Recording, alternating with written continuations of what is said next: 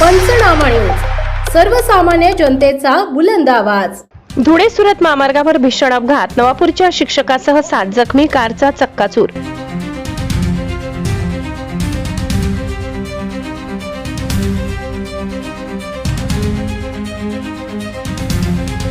क्षणात घडला भीषण अपघात, महामार्गावर वेगाचा कहर, कारचा चक्काचूर।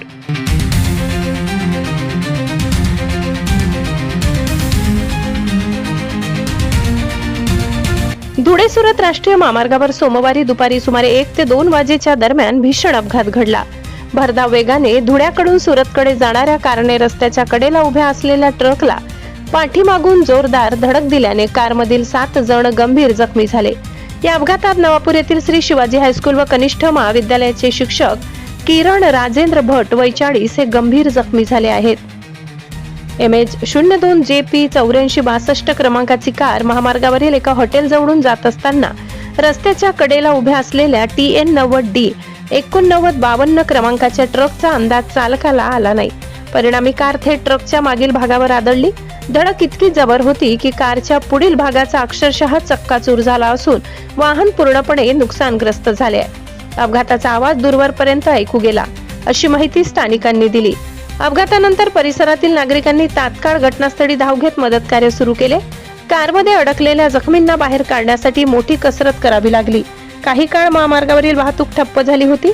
पोलिसांनी घटनास्थळी पोहोचून पंचनामा करत वाहतूक सुरळीत केली। जखमींना तातडीने साक्री येथील ग्रामीण रुग्णालयात दाखल करण्यात आले। प्राथमिक उपचारानंतर पुढील उपचारासाठी त्यांना धुळे जिल्हा रुग्णालयात हलविण्यात आले।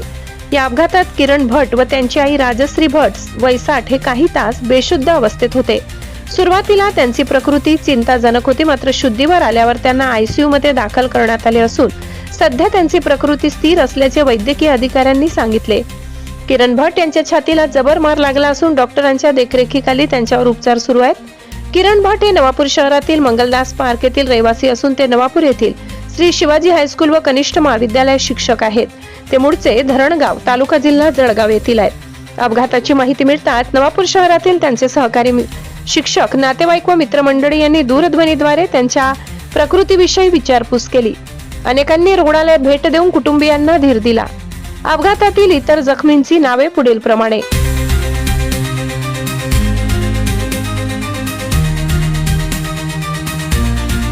सरिता भट वय 37, राजश्री भट वय 60, शोभा कुलकर्णी वय 60, राजेंद्र भट वय 65, गौरी भट वय 7 आणि शिव भट वय 3। 3 वर्षीय शिव भट याला किरकोळ दुखापत झाली असून इतर सर्व जखमींवर उपचार सुरू आहेत। या अपघातामुळे महामार्गावरील सुरक्षेचा प्रश्न पुन्हा एकदा ऐरणीवर आलाय।